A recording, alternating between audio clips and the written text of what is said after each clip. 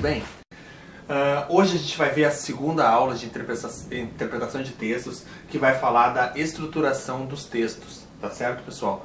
É um dos itens que são cobrados em interpretação, é essa parte da estruturação. O texto do latim, texto, né, no latim ele significa tecido. Entrelaçamos ideias para formar um tecido ao qual damos o nome de texto. É o texto, portanto, uma ampla unidade com coerência de sentido, com frases relacionadas umas às outras.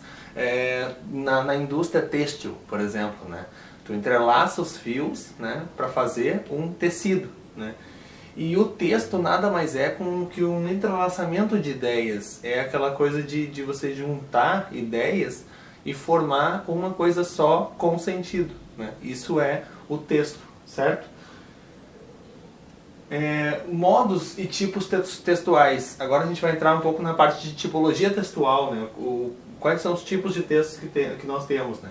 Então nós temos aqui o texto narrativo. O narrativo, ele é assim, ó, narrar é contar fatos, histórias que podem ser reais ou não, né? Às vezes é história fictícia, mas é uma história, né? A narrativa, o texto narrativo, ele é contar uma história. E esses fatos ocorrem com pessoas ou personagens, né? Pode ser até uma abóbora falante, mas é uma pessoa personificada em forma de um personagem, certo? E em algum momento do tempo, né? Em algum momento aquela história ocorreu, né? Ou vai ocorrer se for uma história futurística, alguma coisa assim, ou está ocorrendo se for uma história de hoje, né? Mas ela é uma narração de algo, né?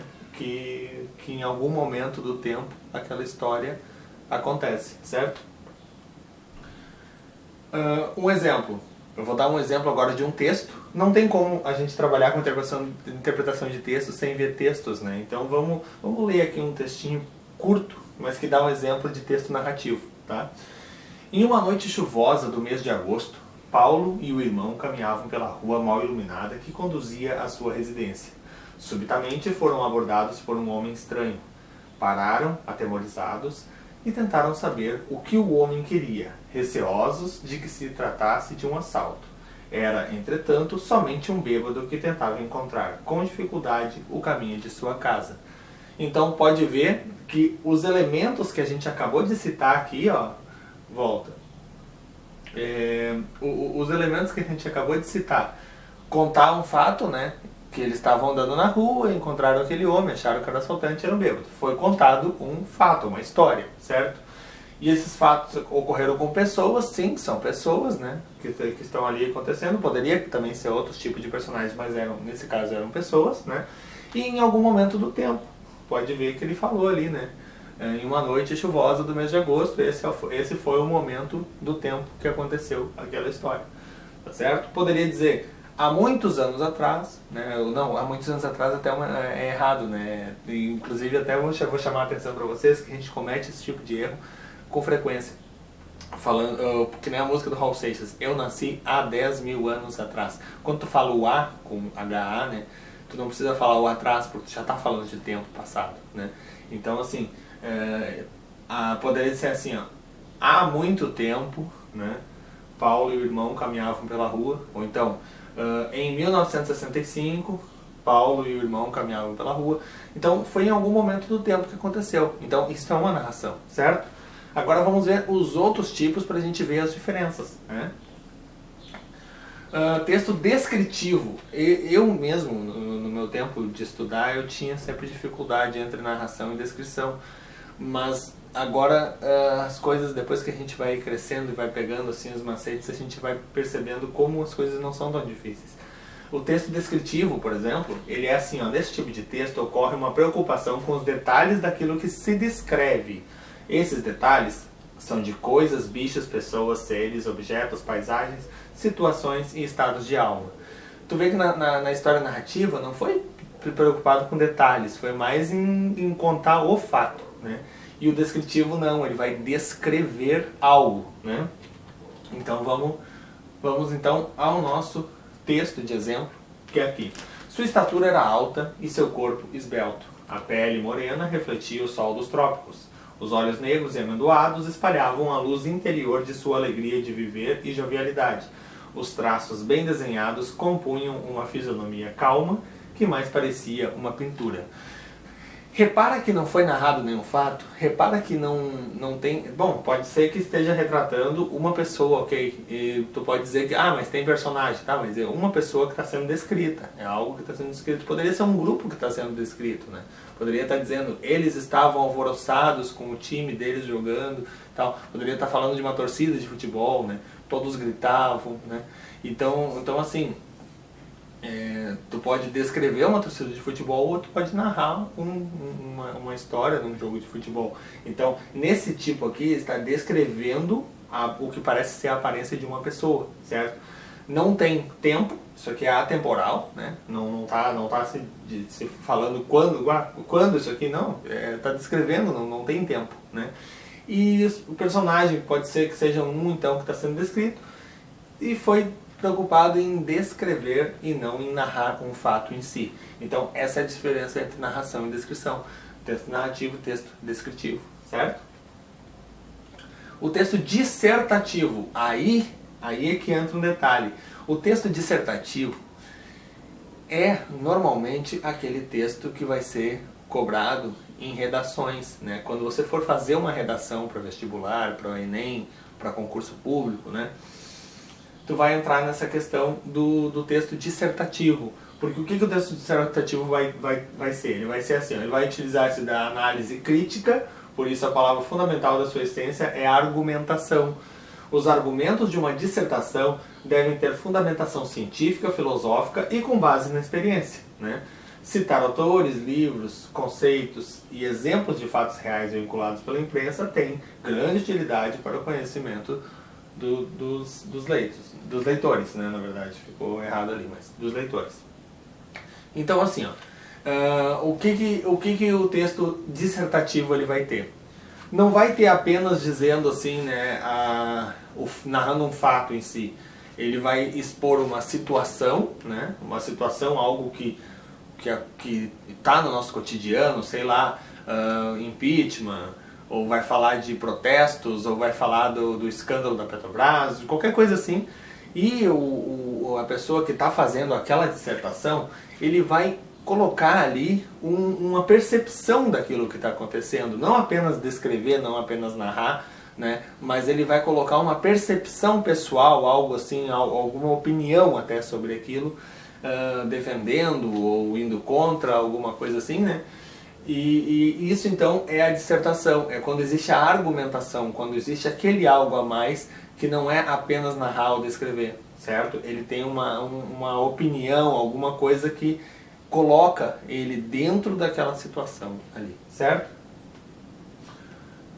Aconselha-se a utilização da terceira pessoa para garantir a impessoalidade e conferir maior autoridade ao texto, certo? Inclusive isso aqui é uma dica, se vocês forem fazer um dia uma prova de redação, não colocar assim, eu acho que os corruptos devem ser punidos. Não vai usar a primeira pessoa, vai dizer assim, os corruptos que prejudicam tanto o nosso país devem ser punidos. Tu vai falar na terceira pessoa, entendeu? Vai dizer eu, porque não se deve, porque senão tu acaba colocando muito da tua opinião, como é que eu vou dizer assim, tu acaba sendo muito pessoal, parece que tu que tá com aquela mágoa ali quer desabafar, né? E na verdade o texto dissertativo ele vai emitir um argumento, né, colocado para que qualquer pessoa que leia aquilo não fique perguntando, quem é esse cara que está com essa opinião, mas para que a pessoa leia e diga assim, de forma impessoal, diga assim, poxa, bom argumento, né? Sei lá, independente de quem escreveu, entendeu? Então a terceira pessoa é muito importante. Devemos levar em conta que é possível fazer uma análise crítica de cunho literário de forma pessoal, mas deve-se para isso lançar mão da crônica, certo? Então a crônica ela já seria um outro tipo de texto que a gente nem vai abordar aqui porque concurso é praticamente nulo que se trata de crônica. A crônica seria mais ou menos dizendo assim, estava eu no supermercado dia tal, seria mais uma narração até, né? Só que a crônica ela também emite uma certa opinião pessoal ali naquele momento, só que ela não é tão preocupada somente em narrar o fato, mas ela também emite até uma certa ironia, um certo sarcasmo sobre aquelas coisas que acontecem no cotidiano. Então isso seria a crônica, né? Mas aqui a gente não vai agora abordar, não vai entrar muito nesse tema. Então, devemos levar em conta que é possível fazer uma análise crítica de cunho literário de forma pessoal, né? Mas não é muito aconselhável que seja na redação dissertativa, certo? Um exemplo, agora vamos fazer uma dissertação aqui, olha só. O Brasil é um país de crescimento desordenado porque a sua realidade econômica é desordenada. O acesso à riqueza está sempre restrito ao poder da elite. Não há uma distribuição de renda justa. Seu desenvolvimento econômico também não é bem distribuído porque encontramos em suas regiões uma grande população muito pobre, comandada e oprimida por uma pequena população extremamente rica. Tá vendo que isso aqui foi uma crítica social, que foi colocado aqui esse texto de uma forma que o leitor veja, né? Mesmo que sendo na terceira pessoa, o leitor ele vai pensar assim, ó, poxa, o Brasil é desse jeito mesmo. Ou então ele vai dizer, bom, eu acho que não é bem por aí, mas ok, né? Beleza, valeu a opinião. Mas assim, tá vendo que está sendo colocado ali uma análise crítica sem ter a primeira pessoa, sem o cara dizer eu acho que, ele não diz assim, ó, eu acho que o seu desenvolvimento também não é bem distribuído. Não, ele não está falando eu, ele está falando assim, ó, ele está tipo assim afirmando isso, tomando isso como verdade. Mas claro, não necessariamente todo o texto dissertativo vai ser colocando verdades, vai ser colocando a opinião de quem escreveu, né, de forma com que pareça que ele está citando verdades absolutas. Nem sempre é assim, mas também o redator de uma redação dissertativa, ele não pode colocar assim, ó, eu talvez seja, talvez não seja, ele tem que tomar uma posição. Então no momento que ele toma essa posição, que ele transmite isso para o papel, que ele faz com que essa opinião dele se transforme em um texto, né, ele vai colocar aquilo ali como absoluto, como certeza. Não necessariamente o leitor vai ter essa mesma percepção que ele, mas a forma de se escrever o texto é essa, certo? Colocando as coisas como verdades absolutas, certo? Portanto, para identificar, vamos lá, agora retomando, né, a ideia inicial, narração, narra um fato vivido por personagens em tempo determinado. Descrição, descreve algo ou alguém com detalhes, independente de tempo ou fatos.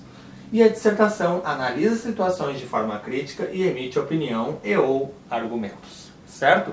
Tá bem tranquilo aqui de entender, de saber entre um e outro as diferenças, né? E era isso então, essa aula de hoje ela chega ao final.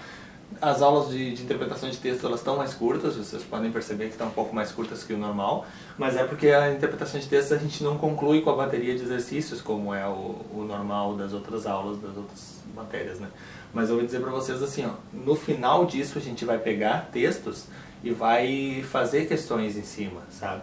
Porque fica meio difícil agora, neste momento, de a gente pegar textos aqui e alongar um monte a aula, sendo que depois a gente pode pegar isso com calma e fazer os exercícios lá no final. Então vamos pegar toda a interpretação, porque a interpretação ela é uníssona, né? Ela é um conjunto. Não tem como dizer, agora eu sei interpretar uma parte do texto, agora eu sei achar o tipo do texto.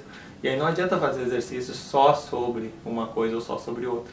A hora que a gente estiver pronto na teoria da interpretação, a gente parte para os exercícios e faz tudo junto, porque é uma coisa em conjunto. Não são assuntos separados, que nem outras matérias, né? Então, certo? Continue focado e até a próxima aula. Muito obrigado.